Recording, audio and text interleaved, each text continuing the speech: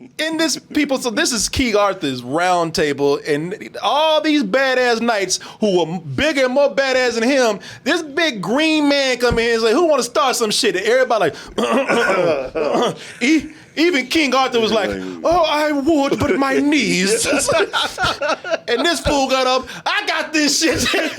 And everybody looking like, oh yeah. Sir Gawain, boy. Let the boy try.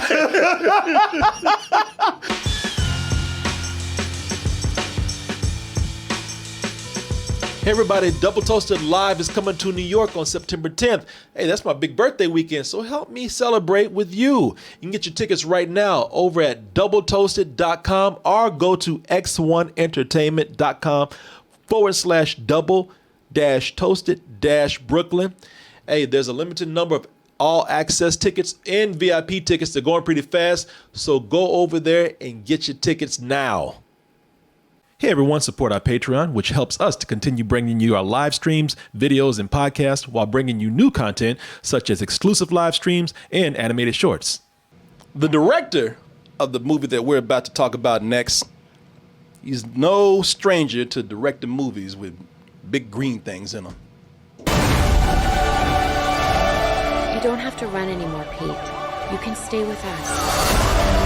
Yeah, some of y'all forgot that the director of The Green Knight, man, gave up dragons for knights.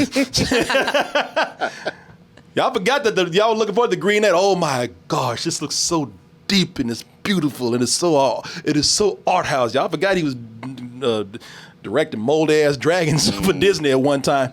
David Lowery. Yeah, right. I never thought about that. He went from ghosts to dragons to now knights. Yeah, people, y'all forgot about that right there.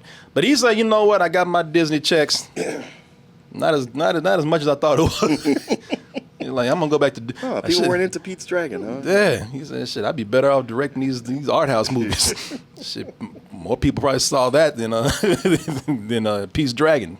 But everybody's been looking forward to The Green Knight, and I think the reason why is because a lot of people, they've seen this, and first of all, the movie's from A24, and they're always going to do something different. You know, even when they're taking something familiar, it's always going to be different. Not only does it look beautiful, it looks weird. And it's also based on the adventures of Sir Gawain. Is that how you say Gawain? It's always been Gawain, but here they say Gawain. Gawain. Well, that's what we're going to go with. Yeah, sure. Sir. Mama named him Gawain. I guess I'll call him Gawain. Gawain sounds like I'm trying to spit something out my mouth. Gawain. Sir Gawain. Adventures of Sir Gawain. Oh, you talking about like in King Arthur? Oh, shit, man. We about to go on a mighty quest and have some high adventures. And they're going to look gorgeous with this wonderful cinematography, right? Ooh, I can't wait to go on this quest, this mighty quest with Sir Gawain. People, is that quest worth it?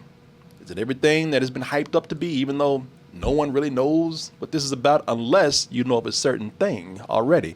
Let's go ahead and take a look at the trailer for The Green Knight. Indulge me in this game. What the f? That was hilarious. Right, well, we'll tell you about why that's funny in a minute, but that fool did not think this through. He did not think this through. The minute he walked up there, what he did, I was like, I feel like you missed part of the instructions on this. Dev Patel plays Sir Gawain. In this case, so stupid. The moment he got his ass up, a big ass swamp thing looking man comes in there and talking about, I want to start some shit. And he the main one, yeah. Hey, y'all, I got this. And I want to say, boy, sit your ass down. Oh, he's already a... Whatever you do to me, I'm going to come back and do to you. Yeah. I'm like, oh, well, then I would just walk up and go, boop, on the nose. Yeah. And sit down and finish my drink. Not this guy. I would have gave him a flower. I'll see you in a year, sir, Yeah. to get my bouquet. But he up here got to prove himself. In this, people, so this is King Arthur's round table, and all these badass knights who were bigger and more badass than him, this big green man come in and say, who want to start some shit? And everybody like, Even King Arthur was like, "Oh, I would, but my knees." And this fool got up. I got this shit, and everybody looking like, "Oh yeah, Sir Gawain, boy." Let the boy try. I was the whole time. I was like, "Man, sit your ass down." One. Shit. Well, damn, I didn't know you could pick your head back up. Why'd you say that? Man, he got trolled. 1 year hence. He laughed like Denzel Washington. Why do you stop me? Even that Fox knew you. That Fox only following to just see what's going to happen. I got to watch this. Oh, you that fool that tried to fight Swamp Thing. Damn, man, can I come?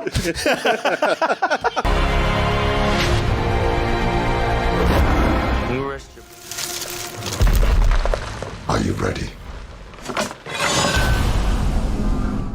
When you think of Arthurian legend and Arthurian stories and adventures, that's what you were thinking of. You're thinking of high adventure.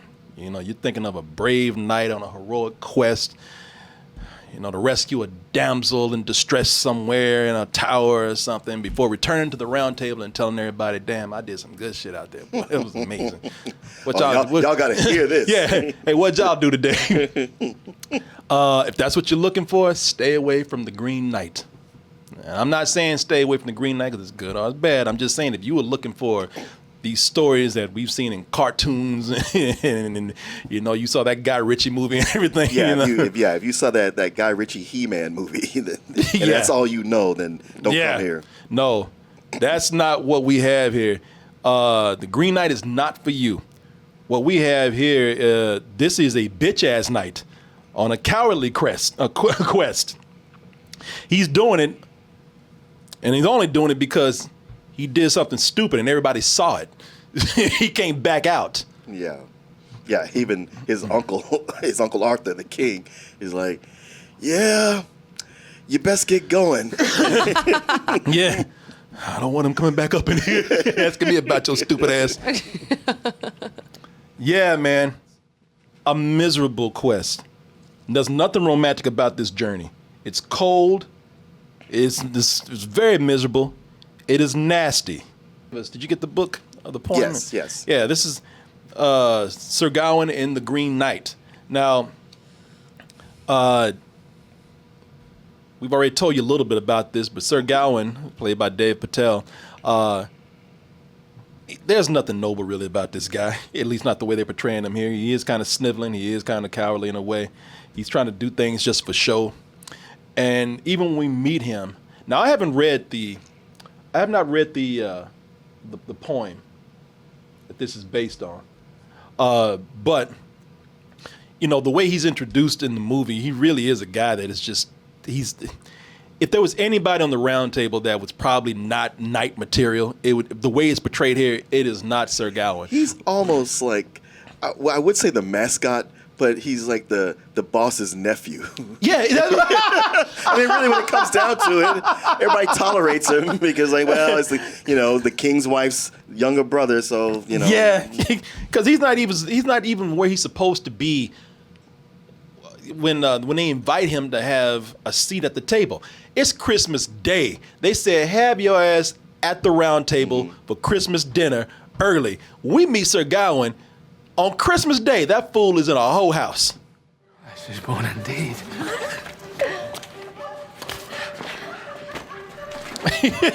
Yeah, and I can't even go any further because they didn't cut it out the clip where they were just hoes standing all around. Yeah. But to believe me, when they say a whole house, it's almost like the walls are wallpaper with titties. So that's where you saw when he got to the uncle's house and he's drunk and smelling doing everything he's not supposed to be. Yeah, smelling of ass and gets up in there, and and when he gets there, that's when the Green Knight shows up.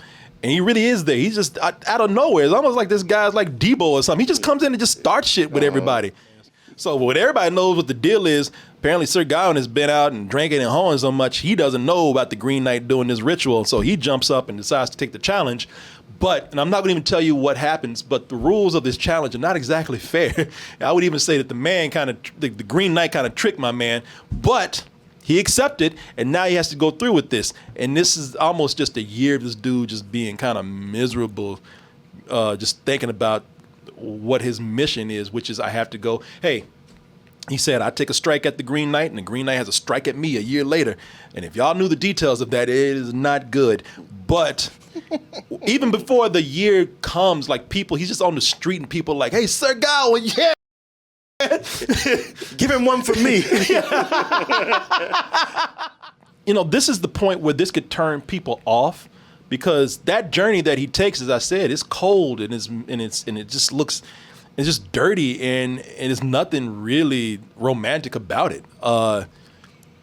Yeah, it strips all the romance out of the King Arthur and the whole mythos. Yep. It's played more like, all right, if these guys really existed and you were in this forest, this is how this would go. You're not wearing shining armor. You're not invincible. You don't have your boys with you. Nope. The journey's slow. There's no battles.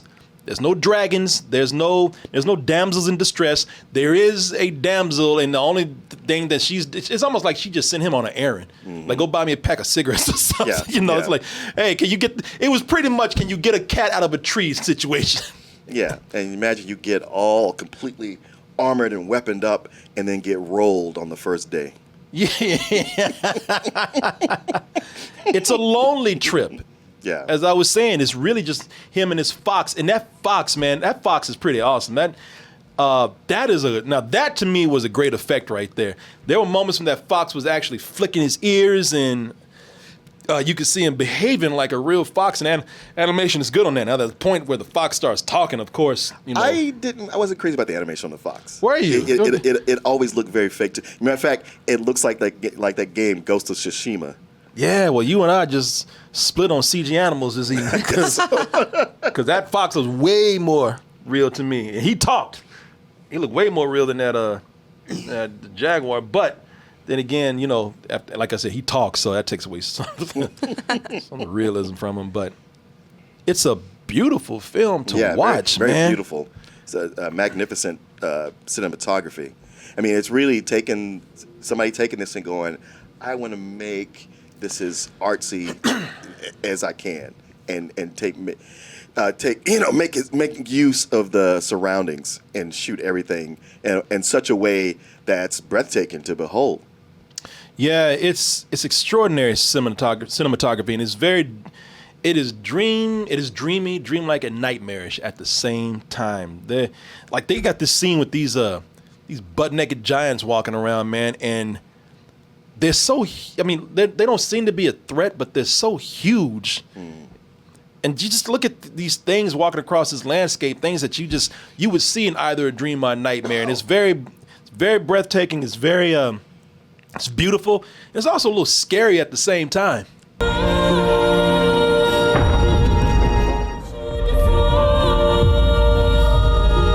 don't even know what the meaning of those giants are. I don't even know why they're there. And that's the thing with the film. There's a lot of imagery and characters in here that you're gonna probably, as somebody who goes to see this movie, and I know what you're expecting, and it's like I said, it's not your typical thriller and adventure, but at the same time, it's one of those movies. It's an A24 film. It's one of those films where I think that a lot of characters and a lot of imagery has deeper meaning, and you're gonna have to find that out on your own or interpret it on your own, or you can read the poem that is based on. And, I want to read this now because I want to go in and find out what some of the things that I did not understand in here. Mm-hmm. I want to find out what they mean. And it's such a great looking film.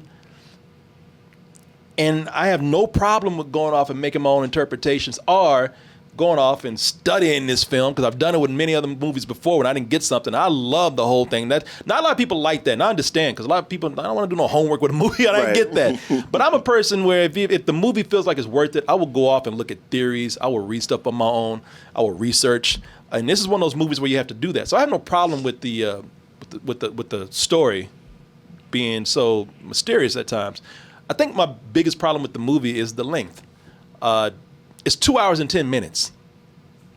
And some people are not going to mind that. I don't think that's going to be a problem for them. I don't think it needs to be 2 hours and 10 minutes. But that's not going to come to a surprise to anybody. As a surprise to anybody if you've seen some of David Lowery's other works, like Ghost Story. There's a dude walking through a movie with a sheet on looking like Charlie Brown. And looking like a Charlie Brown Halloween special. And that one that's very slow and contemplative too. And I would fold them up really small, and I would hide them.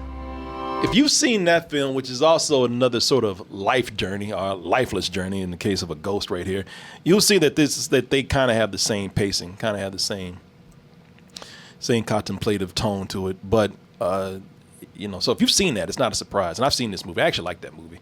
But in this movie right here, I just felt like there's a lot of stuff they could have cut out. I mean, not a lot, but it could have been shortened a little bit.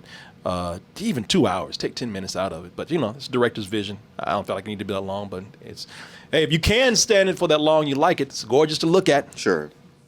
At least for me, if you're somebody who's cool with the slow pace, that's fine. And it's not like I need my movies to move quickly. A lot of times I like that it moves slowly and took you over things.